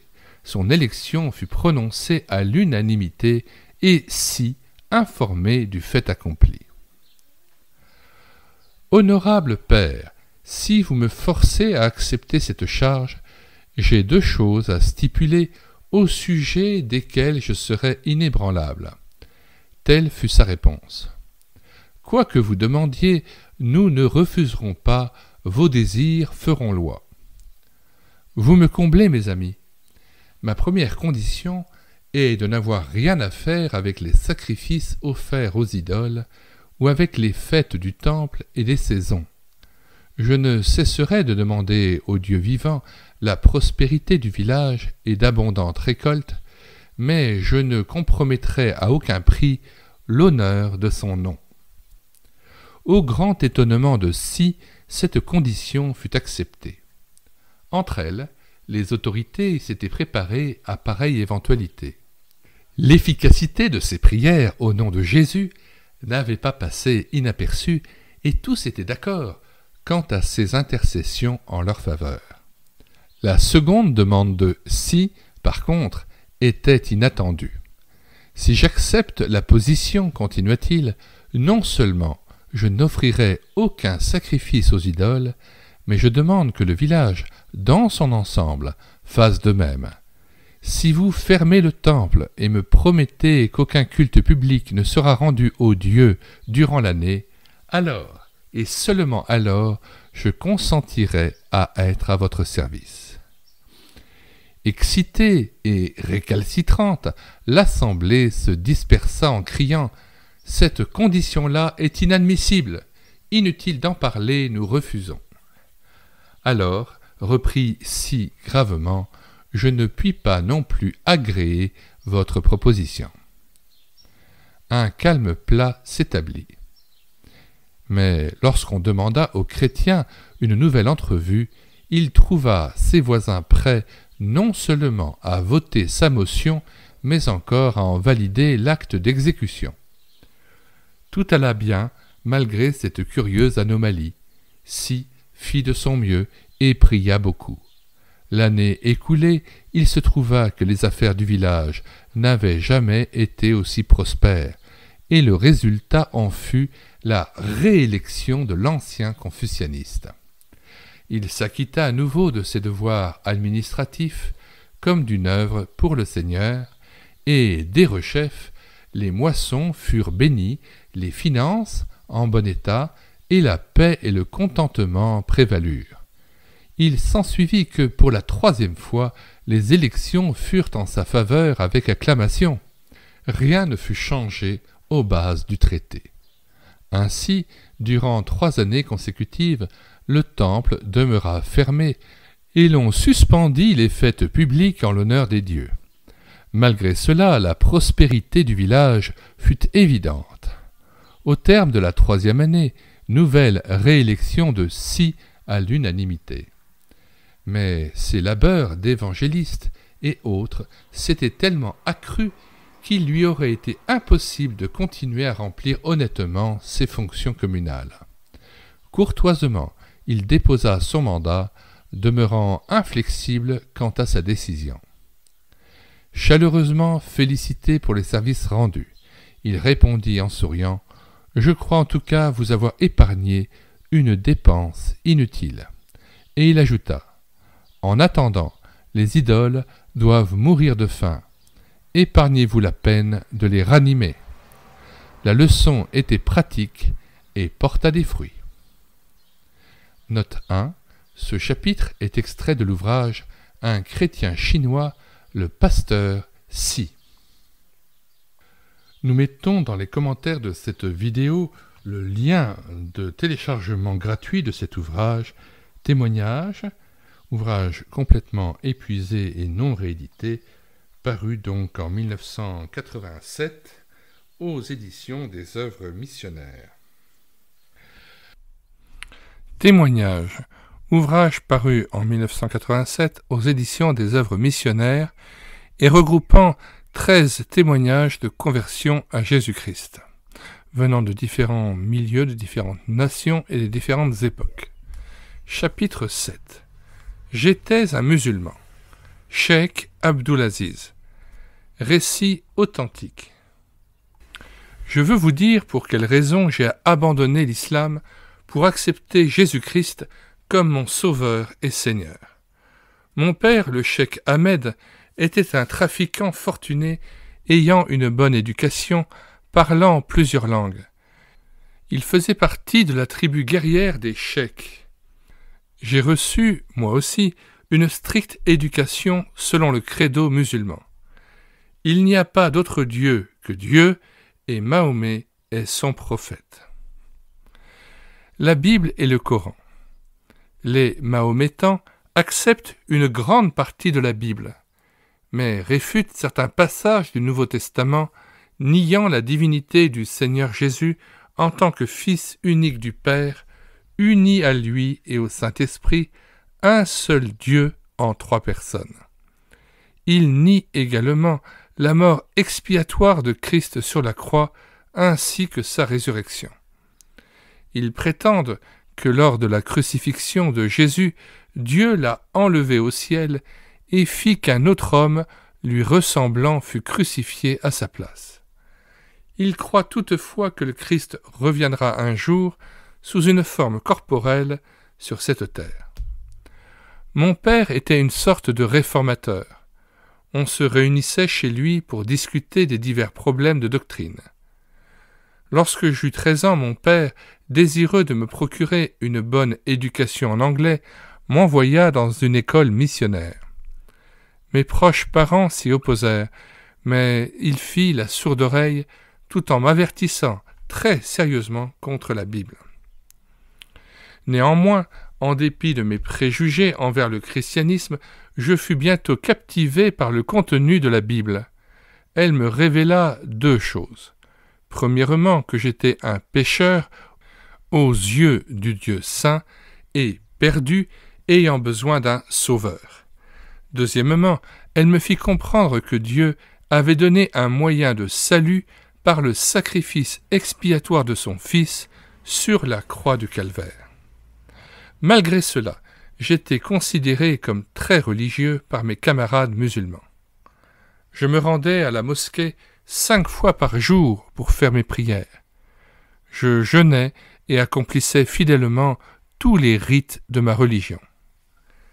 J'étais un propre juste, satisfait de moi-même. Pourtant la question « Qu'en est-il après la mort ?» me troublait beaucoup. Le zèle de mon père. Je fis part à mon père du changement que je sentais se produire en moi. Il en fut perplexe et me conseilla une sérieuse étude du Coran et une comparaison soigneuse entre l'islamisme et le christianisme. Ma conclusion fut que le Coran ne nous apporte pas le chemin du salut, qu'il n'est pas inspiré de Dieu. Mahomet n'avait en fin de compte aucune lettre de créance qui fit de lui un prophète de Dieu, moins encore un sauveur, puisqu'il devait prier pour le pardon de ses propres péchés. Mon père me proposa ensuite d'étudier ce qu'enseignait le yoga. Je me décidai à le faire et devins le chéla, c'est-à-dire le disciple d'un prêtre célèbre de la Mecque. On m'exhorta à répéter par cœur certains passages du Coran et à répéter également le nom d'Allah des milliers de fois en tenant mes mains d'une certaine façon afin de les empêcher d'accomplir des actes coupables. Mais, à mon grand désappointement, je n'obtins aucun secours. Je ne pouvais aucunement me libérer des liens du péché qui retenaient captif mon mauvais cœur. Christ est l'opposition de Satan. Ayant essayé consciencieusement d'observer la religion de mes pères, et n'ayant trouvé aucun soulagement pour mon âme, je me tournai vers les saintes Écritures pour découvrir enfin le secret du salut. Je persévérai diligemment dans mes recherches, et cela me mit en contact avec plusieurs fidèles serviteurs de Dieu. L'un d'eux, en particulier, m'amena à une réelle compréhension de la vérité, sapant ainsi les bases mêmes de ma foi musulmane. J'appris alors que le Seigneur Jésus était bien le Fils incarné de Dieu, prenant la forme d'un homme, semblable aux hommes à part le péché, et qu'il mourut d'une mort expiatoire sur la croix du calvaire, afin que, par lui, je sois libéré. Le diable me suggéra que si j'embrassais la religion chrétienne, je serais chassé de la maison, que mon père et tous mes proches me traiteraient comme si j'étais mort, et qu'il ne me resterait plus personne pour prendre soin de moi.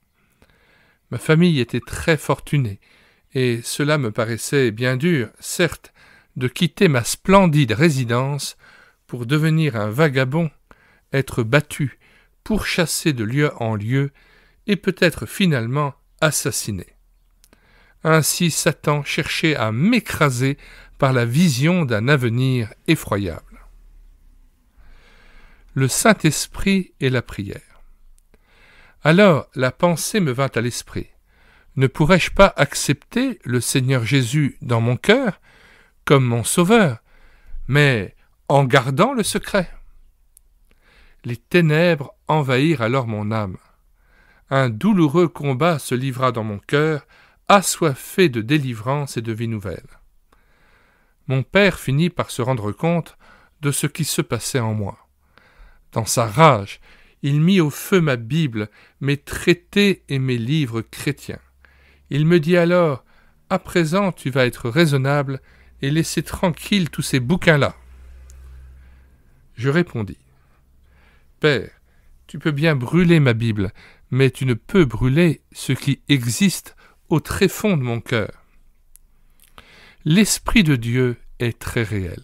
Il poursuit son œuvre dans notre être intérieur si seulement nous voulons lui permettre de nous parler à travers les Écritures. À cette époque, quelques chrétiens se réunirent pour prier spécialement pour moi. Je me joignis à eux et je sentis que l'Esprit de Dieu me contraignait à prendre une décision immédiate, quoi qu'il arrive, joie ou douleur, amis ou plus d'amis, père ou plus de père. Ce fut un moment merveilleux. Tandis que je priais, j'eus une vision de Christ. Je sentis alors qu'il était tout pour moi. Il y eut une grande joie dans mon cœur, tandis que je m'écriais « Seigneur, accepte-moi, je suis sous la domination du péché, mais toi, délivre-moi de sa puissance. » En un clin d'œil, la réponse me fut donnée. Il se produisit un changement total en moi, et j'eus conscience que j'étais passé de la mort à la vie, selon Jean 5, verset 24, que nous prenons le temps de lire. En vérité, je vous le dis, dit Jésus, celui qui écoute ma parole et qui croit à celui qui m'a envoyé a la vie éternelle et ne vient point en jugement, mais il est passé de la mort à la vie. Retour au texte. Dans le monde, la tribulation. Après cela, je rentrai chez moi. Ma sœur m'informa des cruelles intentions de mon père, qui avait décidé de m'enfermer dans une chambre et de ne jamais plus me laisser sortir de la maison. Pour échapper à un tel traitement, je dus quitter immédiatement le foyer. Je me rendis alors chez un ami chrétien qui m'accorda l'hospitalité pour la nuit. Le lendemain matin, la police vint s'informer pourquoi je m'étais enfui du domicile paternel. Ils arrivèrent à la conclusion que je ferais mieux de quitter la ville sans délai, ce que je fis, et me réfugiai chez un missionnaire où je fus employé à la traduction des Saintes Écritures. Plus tard, je fus baptisé. Quand des musulmans fanatiques apprirent cela, leur rage ne connut plus de bornes. Tandis que j'étais conduit par un chrétien dans sa petite charrette, des dizaines d'hommes en furie se précipitèrent vers moi, m'arrachèrent du véhicule et se mirent à me battre avec de gros gourdins jusqu'à ce que je tombasse inanimé sur le sol. Me croyant mort, ils s'en allèrent. La police était impuissante devant cette bande d'hommes déterminés, mais ils aidèrent mon ami à me soulever et à me remettre sur la charrette. Puis il me reconduisit chez lui et soigna mes blessures. Le chef de police enjoignit le missionnaire de me faire quitter la ville, disant qu'il n'avait pas assez de personnel pour résister à une telle horde. L'allégresse et la vie. Je me joignis alors à un groupe de chrétiens pour rendre témoignage avec eux, et je passai là 13 années heureuses. Je vis des centaines de conversions, des gens qui abandonnaient leurs idoles de pierre et de bois furent baptisés et devinrent d'ardents disciples de Christ. Nous eûmes bien des aventures, certes, en visitant les villages. Nous bénissons Dieu pour de grandes délivrances. Des bêtes fauves, tigres, léopards, serpents, des inondations, des dangers de toutes sortes et des hommes mauvais. Nous sentons tout le privilège qu'il y a de pouvoir apporter le message de l'Évangile à des gens qui ne l'ont jamais entendu. Oui, c'est une chose merveilleuse que d'être sauvé, d'avoir la vie éternelle et de servir le Seigneur Jésus-Christ. Dieu veuille dans sa grâce bénir abondamment ce témoignage à sa louange et à sa gloire, et pour le bien de tous ceux qui le liront. Fin de la lecture de ce 7e chapitre de cet ouvrage intitulé « Témoignage ». J'étais un musulman de Cheikh Abdul Aziz. Nous rappelons qu'il s'agit d'un récit authentique d'une conversion à Jésus-Christ d'un musulman. Nous mettons dans les commentaires de cette vidéo le lien de téléchargement de cet ouvrage que nous avons présenté précédemment. Nous en mettons aussi le plan dans les commentaires de cette vidéo. Nous vous invitons à regarder aussi sur le site internet médiathèquechrétienne.fr la page d'accueil et à regarder les centaines d'ouvrages de dizaines d'auteurs que nous avons déjà numérisés afin de vous enrichir de ces ouvrages qui tous sont épuisés et non réédités parmi ceux de la littérature chrétienne. Témoignage. Ouvrage paru aux éditions des groupes missionnaires en 1987, chapitre 8. Fuite, Dr Billy Graham. Nous avons reçu une fois une lettre d'un prisonnier qui disait « J'ai été condamné à perpétuité et pendant 18 ans, j'ai fait des plans et j'ai rêvé du jour où je pourrais m'échapper de cet endroit horrible. » Puis il ajoutait « Nos projets d'évasion étaient presque achevés lorsque, dimanche dernier, mon voisin de cellule a ouvert sa radio au moment de votre émission « L'heure de la décision ». Je ne pouvais m'empêcher d'écouter. Mon âme fut bouleversée en repensant à ma mère et à notre foyer. Je me suis rendu compte à quel point je m'étais éloigné des enseignements de ma mère. Je me suis souvenu de la petite église où nous avions l'habitude de nous rendre, et quelques messages que j'y avais entendus me sont revenus avec force à la mémoire. À la fin de votre émission, je me suis agenouillé dans ma cellule et, avec larmes, j'ai confessé mon péché à Dieu. Pour la première fois de ma vie, j'ai senti la présence de Dieu, je savais que j'étais né de nouveau. J'ai abandonné mes projets d'évasion, car je me rends compte que Dieu peut m'employer ici, dans cette prison, pour aider les autres à trouver cette paix extraordinaire que j'ai maintenant en Christ. Des milliers de personnes cherchent à échapper aux réalités de la vie. Le mot « fuite » entre guillemets est devenu très à la mode ces dernières années. On pourrait le définir de cette manière. Tentative d'échapper à la réalité en se réfugiant dans un monde imaginaire. La Bible dit « Comment échapperons-nous en négligeant un si grand salut ?» Hébreux chapitre 2 verset 3. Beaucoup parmi vous cherchent à fuir.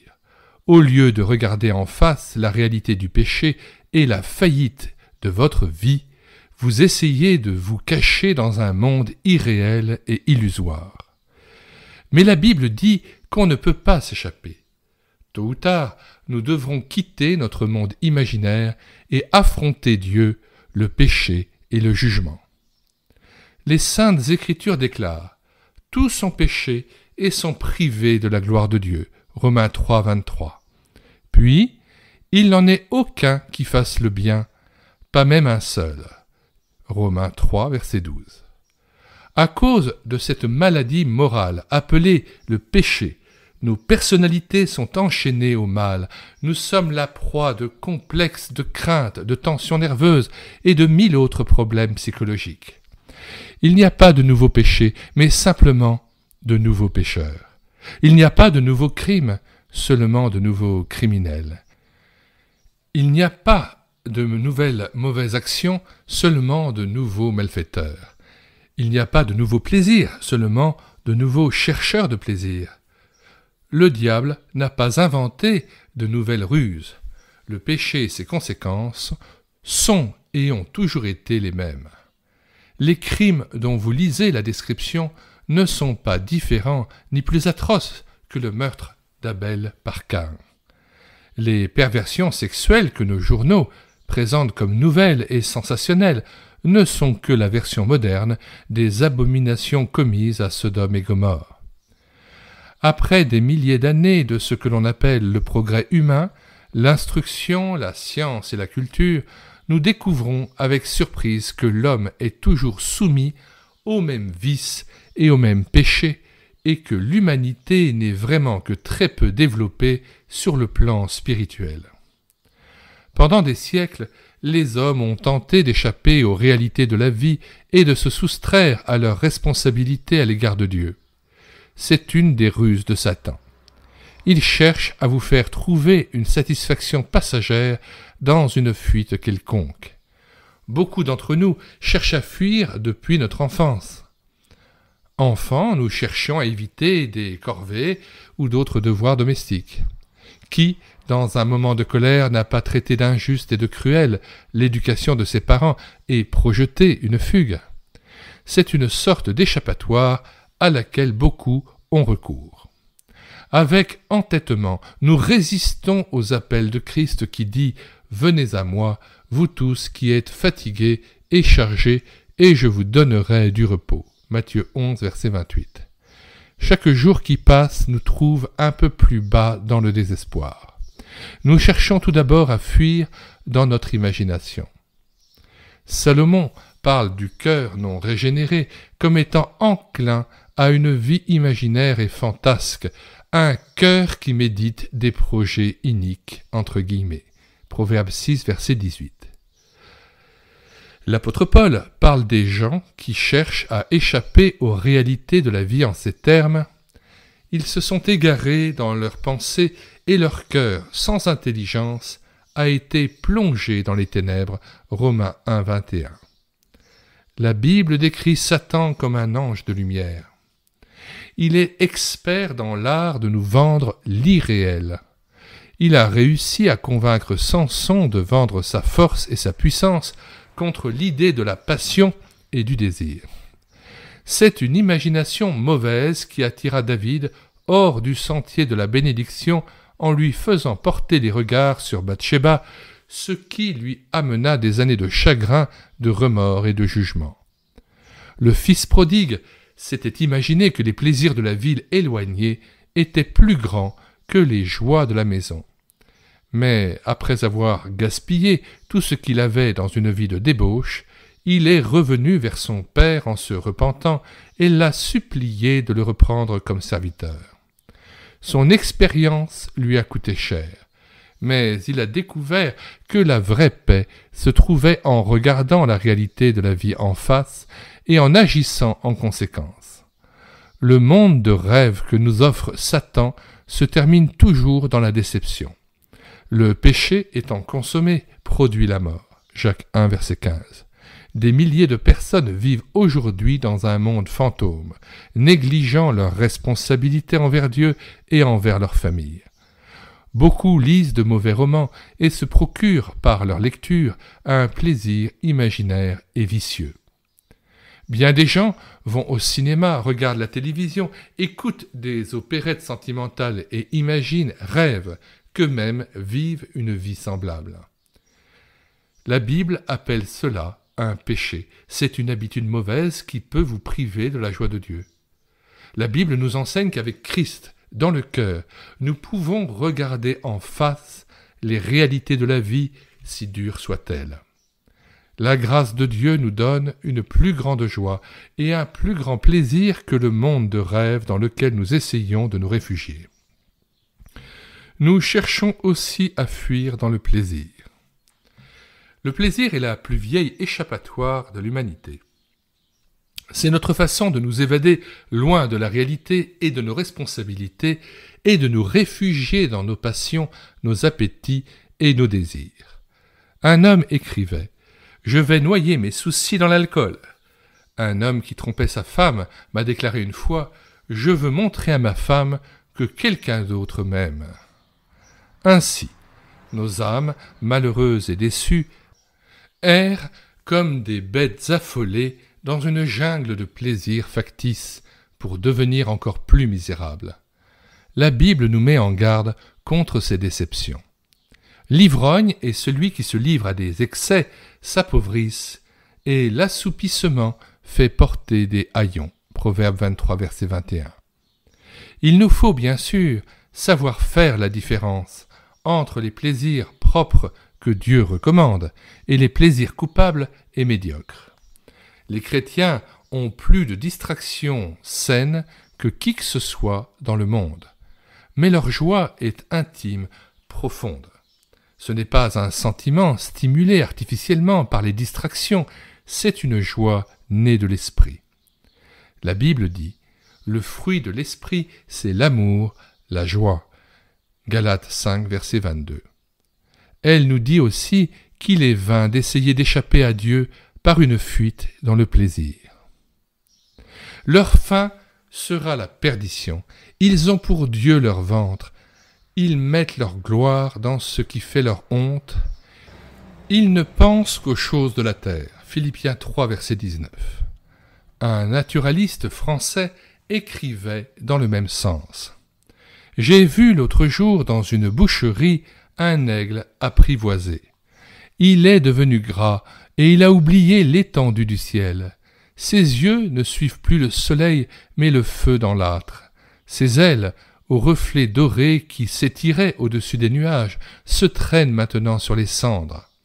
Cet oiseau royal qui a ainsi oublié le soleil, la mer et le ciel est l'image fidèle de milliers d'hommes qui, s'abandonnant aux plaisirs les plus grossiers de la vie, ont oublié la gloire de Dieu. Ne se souvenant plus qu'ils ont été créés à l'image de Dieu, ils se laissent, eux aussi, traîner dans la fange, la boue et la cendre. Si vous essayez de fuir en vous adonnant aux amusements et aux plaisirs coupables, je vous supplie de vous en détourner.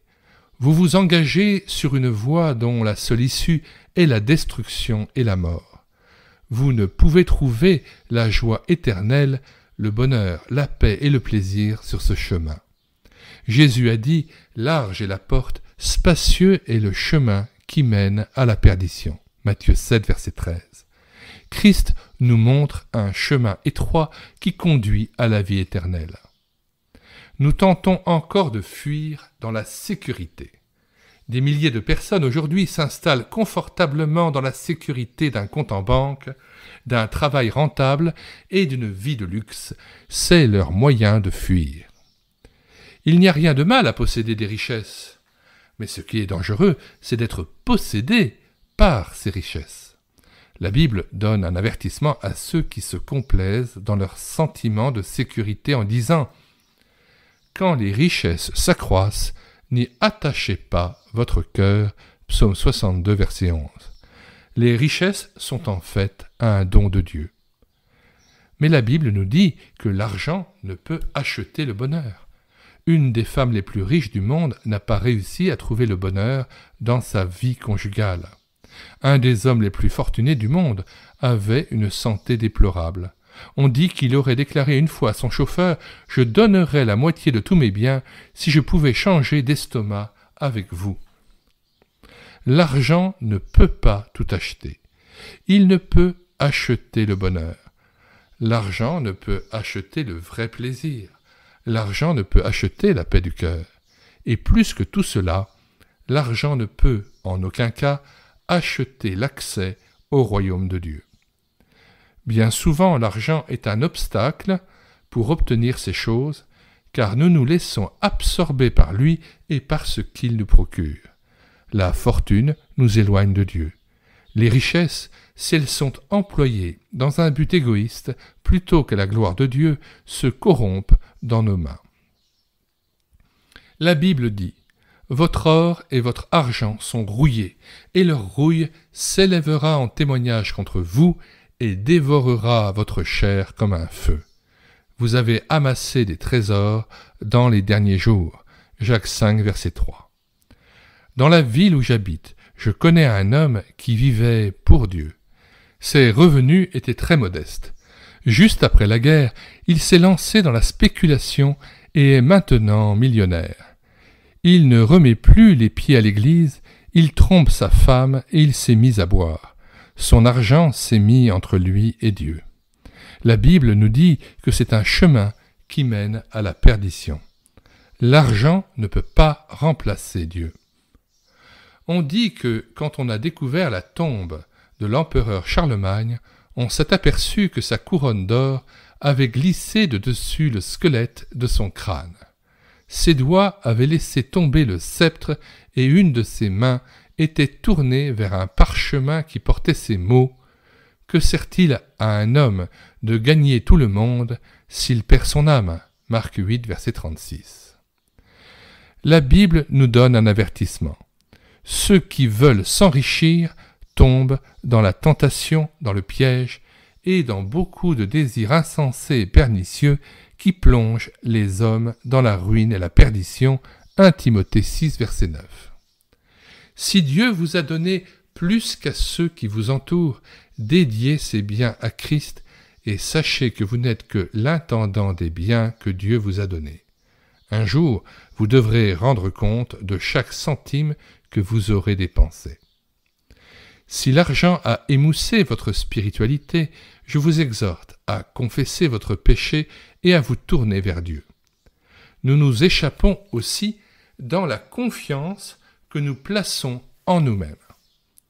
La fuite dans la satisfaction de soi-même est aussi vieille que l'homme. La version moderne en est « croyez en vous-même ». Mais la Bible dit, si quelqu'un pense être quelque chose alors qu'il n'est rien, il s'illusionne lui-même. Galates 6, verset 3. Rien n'est plus mesquin qu'un homme rempli de lui-même. Dieu ne veut pas que nous ne comptions que sur nous-mêmes. La vie, comme elle doit être vécue, est une vie qui s'appuie sur les bras éternels de Dieu. Mon Dieu, en toi je me confie, a dit David, psaume 25, verset 2.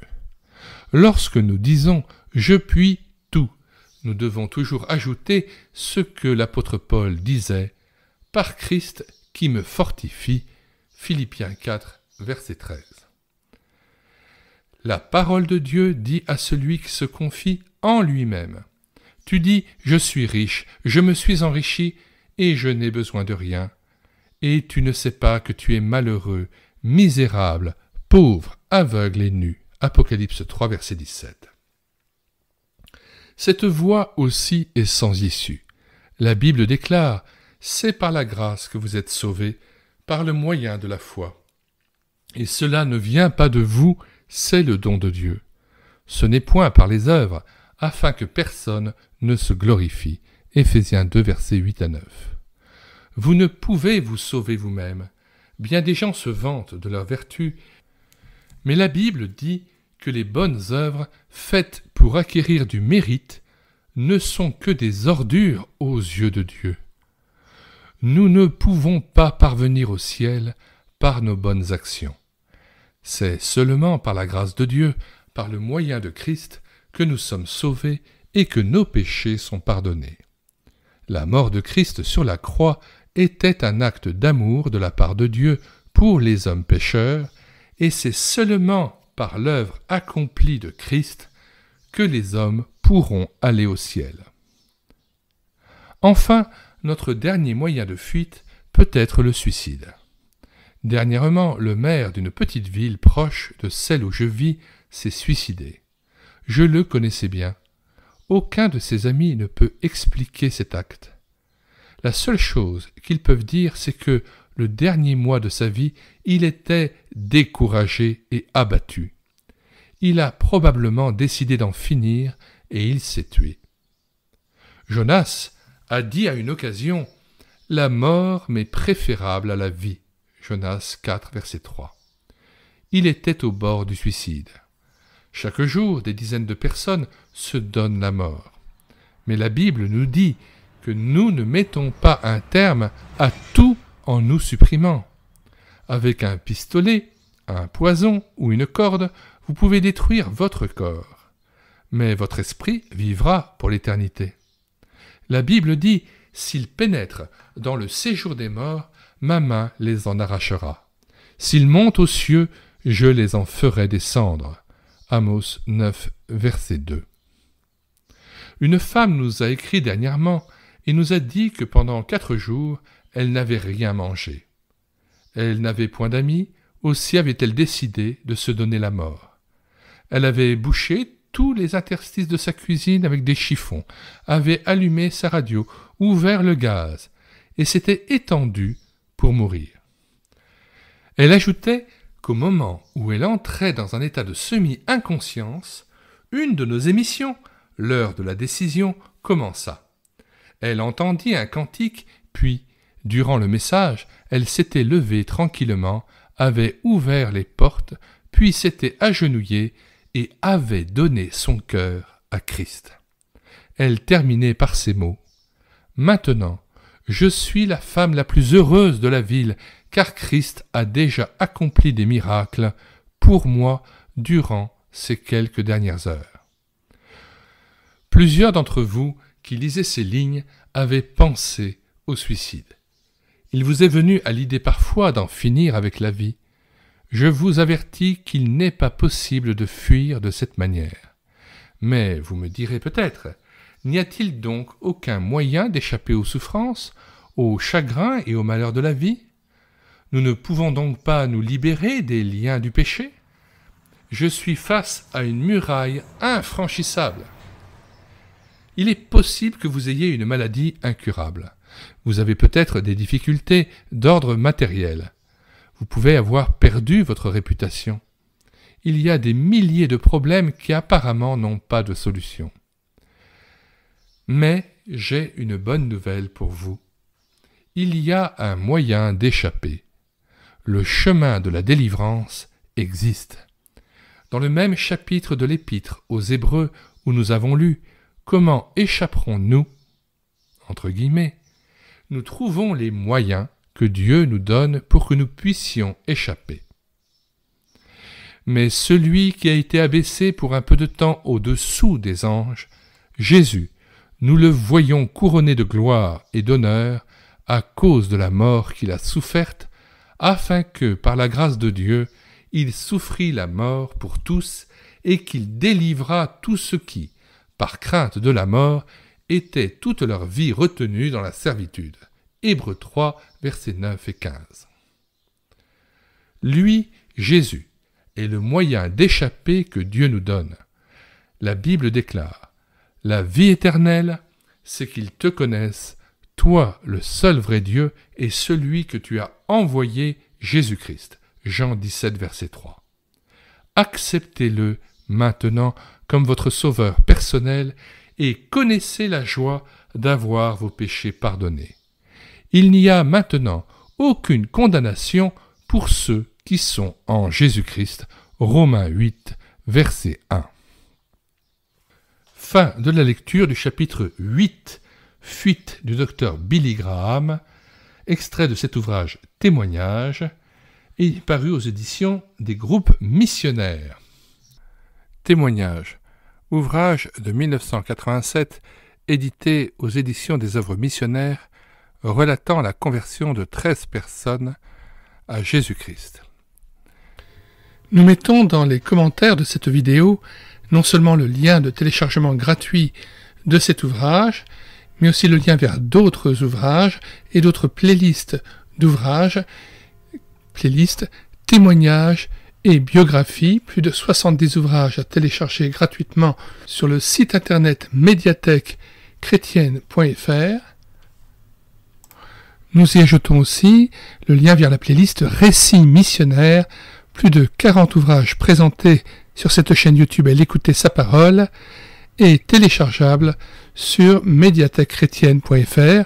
À chaque fois d'ailleurs que nous présentons un ouvrage sur cette chaîne YouTube, dans les commentaires de la vidéo, nous mettons le lien de téléchargement direct de cet ouvrage qui est présenté.